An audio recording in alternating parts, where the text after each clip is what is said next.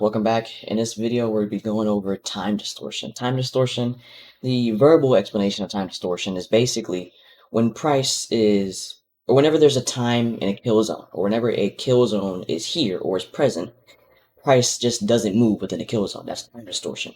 It's supposed to move because it's a kill zone. A kill zone, if you know the definition of kill zone, it's times in which the algorithm is running faster, okay, or increased times of volatility if you want to make it short. And when price is not doing that within the kill zone, that's called time distortion because it's not moving within the time that it's supposed to be moving. That's why ICT calls it time distortion. Now, you can use time distortion as a confluence, or you can use it as like a, okay, price is just going to accumulate real quick to build up some volatility, then just explode higher. And if you want, you can include macros with time distortion, and it's pretty powerful using both time distortion and macros, what I've been seeing. And if you don't know what macros are, I'll go over that in a little minute. Very simple. It's basically just the last 10 minutes and the first 10 minutes of every hour. So it's basically, they last 20 minutes. So let's say, for example, here at 8:50, right? From this time, where I can get 8:50 from 8:50 to 9:10. That's your macro right there. That's your macro. That little time interval from 8:50 to 9:10, that's your macro, okay? So it's 20 minutes long. So it starts from the last 10 minutes of an hour, and then it ends at the first 10 minutes of an hour. Okay? Simple. That's your 20-minute macro. That's a macro. But now moving on to time distortion. These little red boxes I have highlighted are examples of time distortion. Because if you look at the bottom, clearly New York session is in play. New York session is here. So if we go ahead and highlight, for example, 8:30 all the way to here, this is New York right here. This is New York AM, I guess. I think this is the AM session. Yeah, this is AM session. And as you see, there are points in price where price is not moving. Price, it's moving, but it's not moving as volatile as we expect it to be because this is a kill zone, correct? Exactly. So if we zoom into these points here, whenever price accumulates during a kill zone, that's time distortion. So this right here be time distortion, and this right here be time distortion.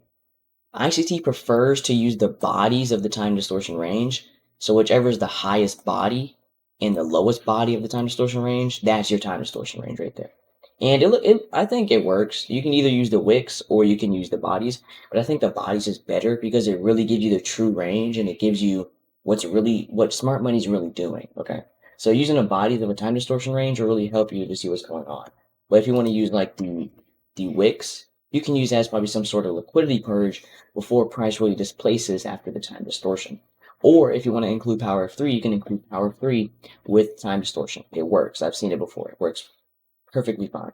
But I don't think sometimes it doesn't do that. It'll just accumulate really quickly and then, splurge up because that's what it'll do. Power of 3 is like, it's a longer time frame. It'll do it within like a couple hours.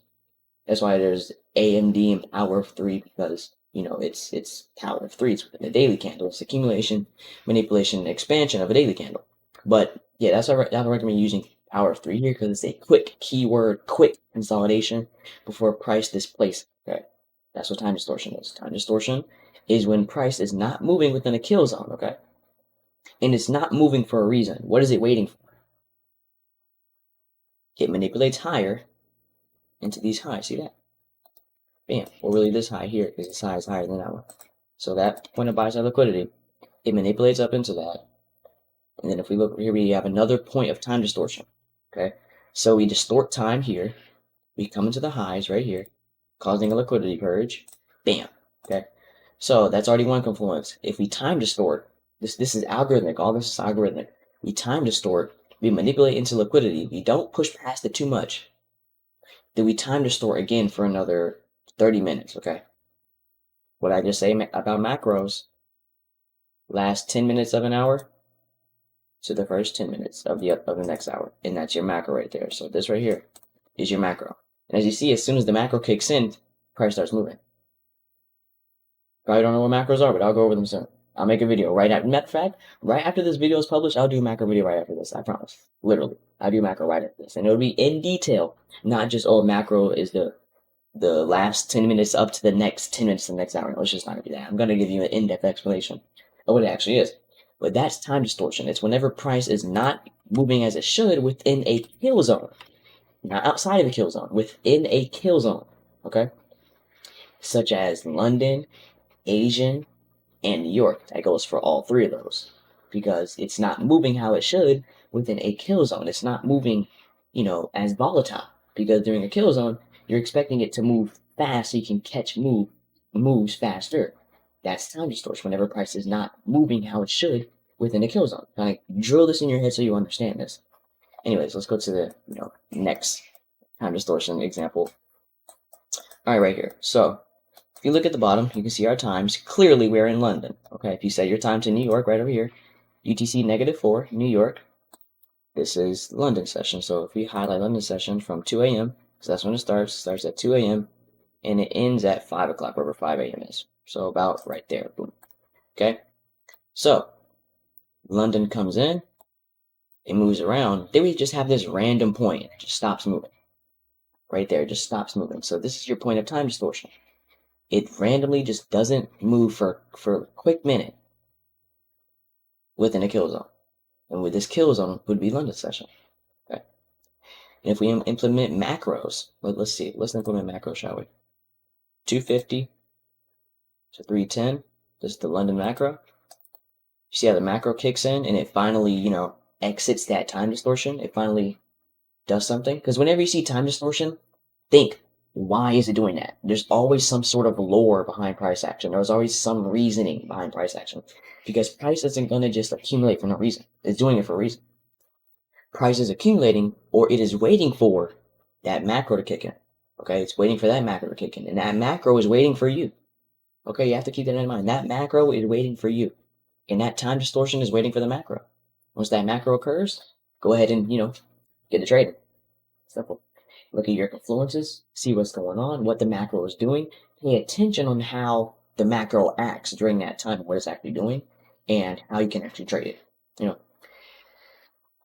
Because if you look, since the macro kicks in, we start getting more volatile, and then we completely exit the time distortion area here.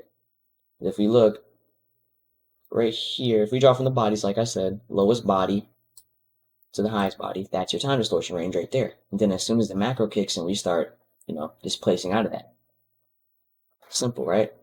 And like I said, you can use power of 3 on this. Sometimes it works, sometimes it doesn't, but I don't recommend you use it all the time because it's a quick it's a quick accumulation, quick consolidation. That's why I say quick, because if it's quick, power of 3 might not form, but it can sometimes. You can still mark out the lows and highs or the liquidity points or the key liquidity points of the time distortion because it's still accumulated liquidity.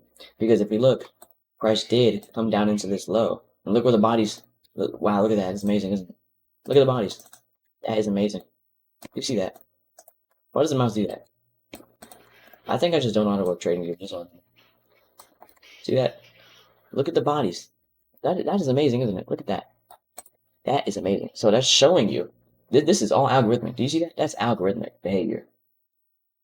We come right into the low and we close right at it. That's amazing. Truly amazing. Then what we do after that, this is power of 3. We accumulate, right? We take out this high right here, or these relative equal highs, to manipulate back down into this low here. So we accumulated, double manipulated. We manipulated twice. We manipulated to this high to grab some liquidity, and then we manipulated down again, which is the true manipulation down into this low. And you can see, because pay attention at the body. See that? Amazing, isn't it? That's showing how you want to go higher. We accumulate, manipulate, and then you can have some sort of change of state of delivery here, or probably some sort of immediate rebalance. And then that's your entry. Simple. Very, very simple. You could have took this inversion fair value gap. When it came back into it, that would have been a trade. Or you could have took this order block right here, or this change of state of delivery with this fair value gap. Did it ever come into the fair value gap? No, it didn't. But remember, you can always take inversions. There's breakers you can take. There's so many PD arrays you can take. There's a lot. There's order blocks, reclaimed order blocks. There's vacuum blocks, propulsion blocks. There's so many things that I know that I haven't taught yet to you. Well, I think I have. I think I've taught propulsion blocks in the past, but this is including time distortion with other concepts. Normally, I don't get in depth about this with certain videos, but I think time distortion deserved it. Like really, really did. But I think, did I mark out any other examples before I go? Oh, yep, I did. right here. Don't mind my drawings, by the way. I do my analysis also, so just, ignore that. Okay, here we are. So, as you look out at the bottom, we are clearly in New York session. This is New York session, New York morning session. So, if we go from, I don't know, 8:30, probably around here. But anyways, this is New York. We're in New York, right? And you see how price isn't moving during New York? This is time distortion. So if you want to draw it, you can either use the wicks or you can use the bodies. But I prefer you use the wicks whenever you're marking some point of liquidity. If you're using the wicks, you're either expecting it to come to that and then probably manipulate off of it, or you're just marking the wicks because there's probably some other reason I can't, bring it up in my head now. But that's really the only reason you can use wicks when it comes to time distortion is probably for power of three or some sort of liquidity purge you're expecting. But for more algorithmic behavior, we are going to use the bodies. Boom, bam. That's your range of time distortion. Now if we implement macros, 1150 to what? 1210. At that time, we come out of the macro. Come out of the time distortion. I'm sorry. We come out of the time distortion right at this macro. See that? Beautiful, right? And we use this macro to manipulate down into this low. That's what we do. We use that macro right there. I want to drag it down. This is the zone right here. We use that macro to manipulate down into this low. And then even after the macro, we still manipulate down into here. Then if you want to go on a little bit further, another macro occurs at 1250 right here. Bam. Wait, hold on. 1250 to 110. Here's your macro. Creates a market structure shift with this implied fair value gap. Does price come into the implied fair value gap? Yes, it does. So that's your trade right there. I don't even got to say anything. That's your trade. And if you didn't want to take the implied fair value gap, you want to use inversions. There's your inversion right there. Bam. Comes right into it. Institutional order flows, entry draws. And then there's your expansion right there. Bam. That's your PM session kicking in. And then bam, it's gone. Isn't that amazing?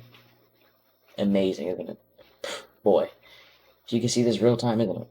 But anyways, I'll be in this video here. Hope I gave you a pretty good rundown of time distortion, how you can combine it with macros and other stuff. You probably don't know about macros, but I'll be going over macros in a little while. Not a whiles in days or weeks or months, but soon.